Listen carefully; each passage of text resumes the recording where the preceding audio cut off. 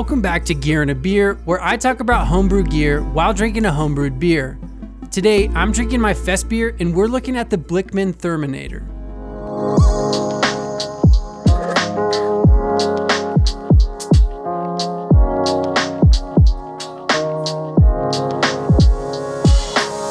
The Therminator is a stainless steel plate chiller designed to cool wort insanely fast.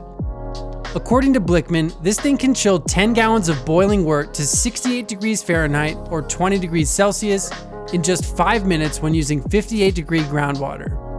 I don't typically make batches that large, but I couldn't believe how quickly the Therminator was able to cool a 3-gallon batch.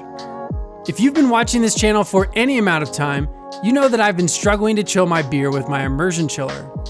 Not only does it take forever, but it also drips all over my kettle, and sometimes I worry that I'll accidentally dilute a batch of beer.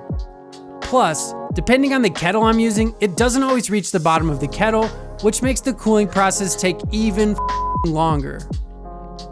If you're ready to upgrade your chiller, I highly recommend checking out the Blichmann Therminator. Check out the link in the description for more information.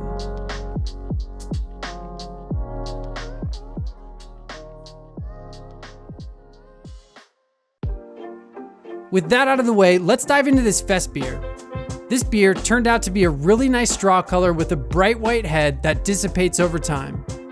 Despite my efforts to filter this beer, it's far from clear. Definitely plenty of room for improvement on that front. The aroma is super malty. It smells like crackers and toasted bread, and for some reason makes me think of corn or maybe even popcorn. And then there's the flavor. First of all, I really dig this beer.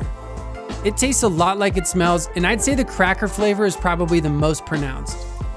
There's a really nice balance between perceived sweetness, toasted bread-like flavors, and acidity. And the thing I like most about this beer is probably the mouthfeel. It has a pretty full body, but then finishes nice and dry. It's super refreshing and not chewy at all. It seems like it'd pair well with basically anything you'd find at a baseball game. A cheeseburger, a hot dog, or a giant pretzel, those would all go super well with this. Really anything savory like that would be great. The coolest thing about the recipe is probably the yeast.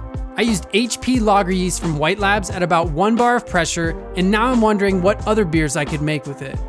This isn't a style I'd typically seek out, but I'm stoked to brew it again next year. Wait a second.